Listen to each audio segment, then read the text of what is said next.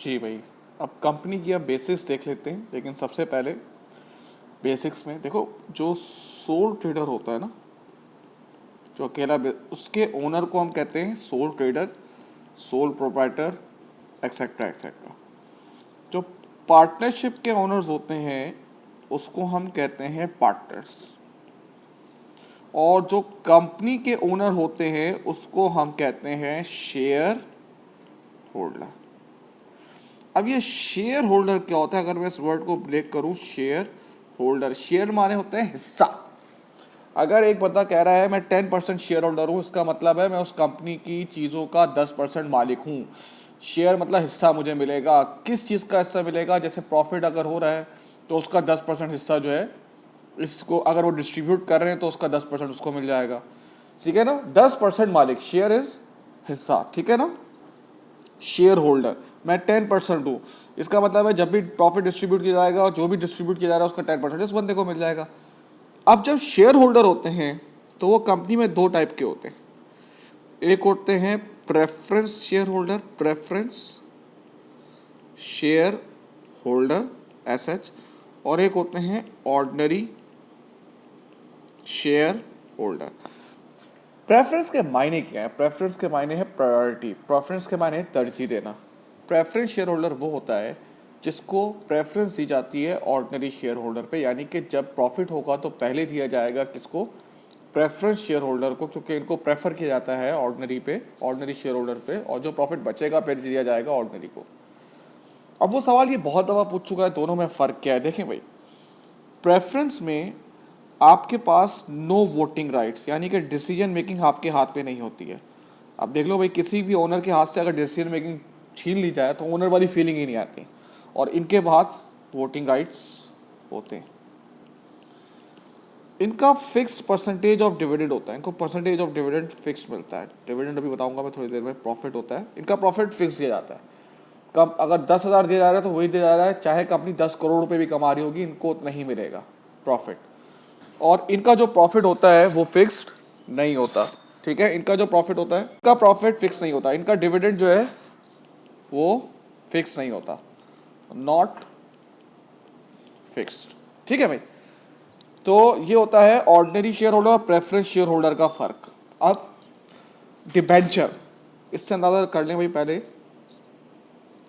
कि कंपनी को जब फाइनेंस की जरूरत होती है ना, फाइनेंस मतलब पैसा, उसके पास दो ऑप्शन होते हैं, या तो वो शेयर इशू कर दे, शेयर इशू कर दे, या वो डिबेंचर इशू कर दे।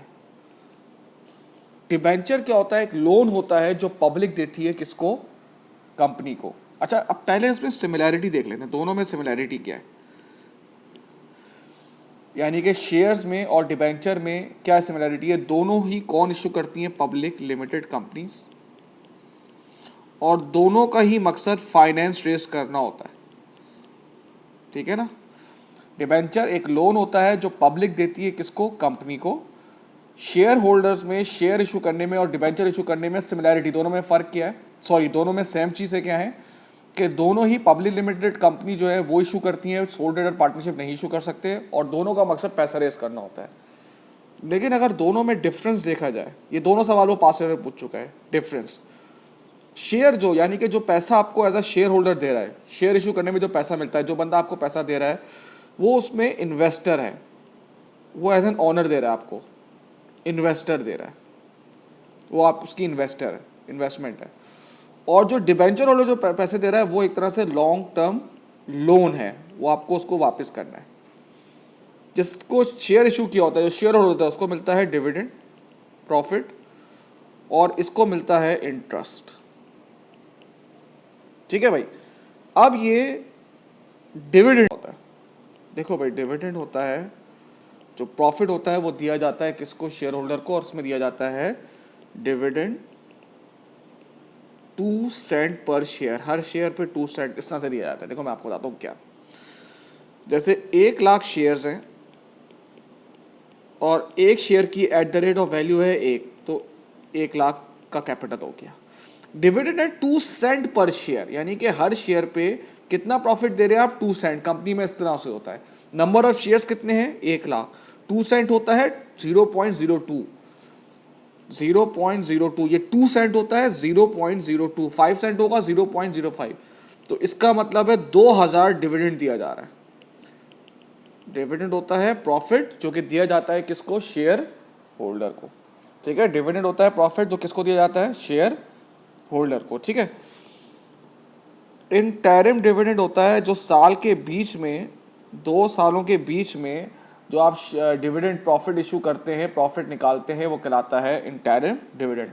जैसे हाफ ईयरली एग्जाम होते हैं ना आपके, वैसे ही तरह से साल के क्या नाम है मिड ऑफ द ईयर में जो आप प्रॉफिट डिस्ट्रीब्यूट करते हैं, प्रॉफिट देते हैं, उसको हम क्या कहते हैं भाई, इंटरिम डिविडेंड। अच्छा, उसमें एक और चीज़ होती है जनरल रिजर्व्स। अब देखो इसमें जो है ना, आप इसको ब्रेक कर लो। रिजर्व्स के मायने क्या होते हैं, सेविंग। जनरल मतलब जनरल पर्पस के लिए।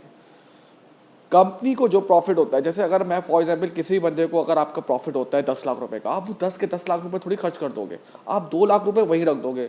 कोई आपसे पूछे यार 2 लाख रुपए आपने रखे हुए क्यों है, यार कल कल को कोई जरूरत पेश आ जाए, पैसों की जरूरत हो कंपनी में, तो मेरे पास इतना पैसा होना चाहिए। This is what we call general reserve.